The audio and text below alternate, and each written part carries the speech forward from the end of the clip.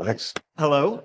Good. Hi, hello. Lex, it is a pleasure. Ow! Wow, that is a good grip. You should not pick a fight with this person. Ambition might be the sharpest double-edged sword of any creative person. On one hand, it is what gives a creator motivation to think outside of established norms and conventions. It drives them whenever the whole world is shouting this can't or shouldn't be made. It's such an unbelievable feat when that ambition comes to fruition with resounding success and we finally understand what the creator was trying to say all along. On the other hand, there's the fallacy of ambition, and in the case of Zack Snyder's unmade Justice League trilogy, it's clear which side of the blade the films fell on. He is not our enemy.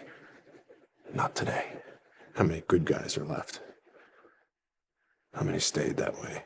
Starting in 2013, Snyder's version of the DC universe kicked off with The Man of Steel. In 2006, Bryan Singer tried to mimic the bright and hopeful feel of Richard Donner's classic Superman, the movie, but Snyder clearly had a different vision in mind. This film, starring Henry Cavill as Superman, was a bold attempt to reimagine DC's most iconic character in a darker, grittier world. Following Man of Steel, we got Batman vs. Superman: Dawn of Justice in 2016, a film that tried to cram a Dark Knight Returns-style confrontation between Batman and Superman while also setting the stage for the broader Justice League. That movie's reception was mixed, to say the least. Many loved the ambition, while others decried the pacing, characterization, and the evolution of Snyder's overall bleakness in regard to the DCEU. All those circuses back east, carrying an empty box.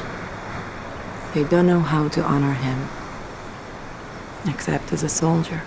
Then came Justice League in 2017. Unfortunately, due to a personal tragedy, Snyder had to step away from the project, leaving Joss Whedon to finish the film. Whedon's version of Justice League was a Frankenstein's monster, a mismatch of two vastly different creative visions. The result was a movie that pleased almost no one, with many fans blaming Whedon's reshoots for watering down what Snyder had intended, because at this point, the studio was walking the trail Snyder had cut, and Whedon's quip-heavy and objectifying leading lens felt out of step with everything we had seen up to that point. Abrasion resistant? Heat resistant?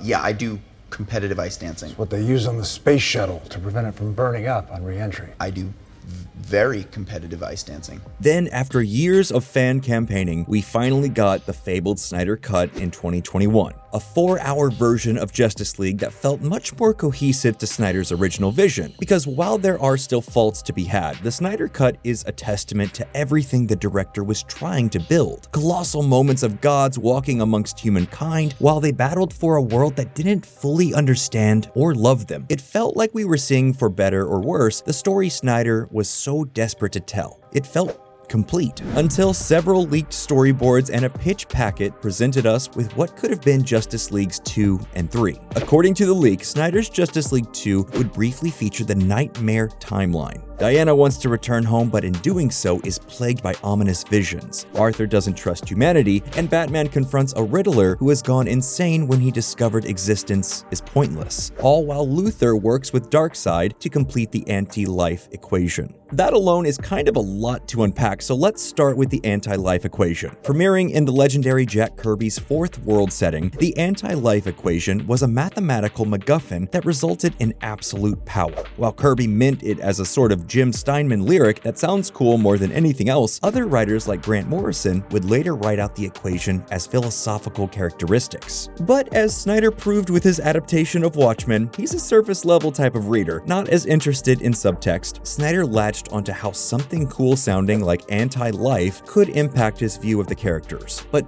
fans had really hoped these movies would be their chance to see the core characteristics of their favorite heroes come to life. You okay, princess?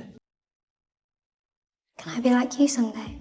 Whether you believe in the oversaturation of Marvel films or not, that is a studio who is working from a solid vantage of who their heroes are. Instead, Justice League 2 was a step too far with a love triangle forming between Lois, Clark, and Bruce. Then there's Maury Povich-esque questioning of parenthood and strained relationships. From a strictly drama storytelling point of view, this is not the worst idea ever put to screen. Love triangles are a trope because they can be engaging, but Snyder wanted to have it all. The films had not yet laid the groundwork of the Lois-Clark-Bruce dynamic and instead rested on the audience's pop culture blueprint of these characters. He then wanted to tear that blueprint apart apart in an attempt to go against the grain. Snyder clearly wants that cliched sort of all is lost, heroes at their lowest point cliffhanger. So the film fast forwards 5 years and we're back to the nightmare timeline with the heroes nervous and terrified of the ambitious him, which everyone knows is Superman run amok. The final film in Snyder's trilogy would have been a full-on war between the Justice League and Darkseid's forces. One big reveal in Justice League 3 would have been that Bruce Wayne was the father of Lois's child. After defeating Darkseid, Bruce would have sacrificed himself to save humanity. The child, raised by Clark Kent and Lois, would eventually become the next Batman.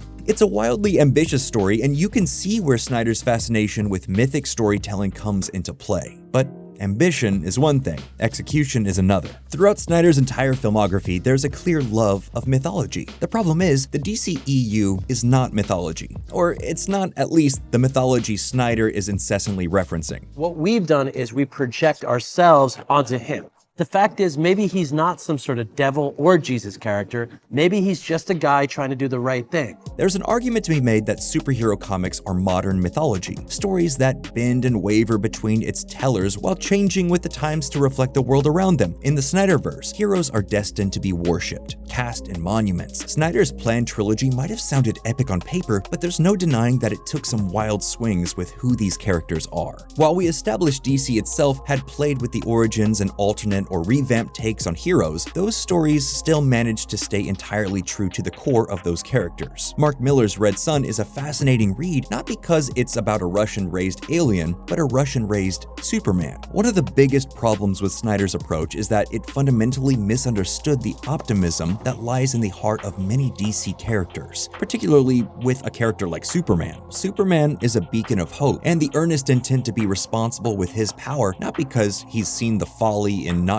doing so as Spider-Man had, but because he's just a good guy. Snyder's version of Superman, while visually striking, felt more like a brooding demigod than the hopeful, inspirational figure we know from the comics. Snyder's DC universe was his own. He wasn't particularly interested in staying true to the source material. He wanted to create his own mythology, one that was darker and more operatic than anything we'd seen in a superhero film before. There's no denying that Snyder's Justice League trilogy would have been one of the most ambitious superhero projects ever attempted. But ambition, as we said earlier, is a double-edged sword. While it's exciting to see a creator swing for the fences, sometimes those swings miss. In Snyder's case, his vision for the DC universe was simply too far removed from what made these characters resonate with audiences in the first place. It's important to reiterate that Snyder's ambition is what makes him one of the most interesting filmmakers working today. Whether that's in trying to create a whole new science fiction universe, or back when he burst into the scene directing a remake of George Romero's Dawn of the Dead. While your mileage may vary on the success of those attempts, it does feel like a small victory to have him so invested in the world of creator-owned material. It's always beautiful to see someone take influence from the things they love and try to craft something wholly new. While Justice League 2 and 3 may have fallen under the weight of their ambition, maybe those leaked broad strokes will appear elsewhere for the filmmaker.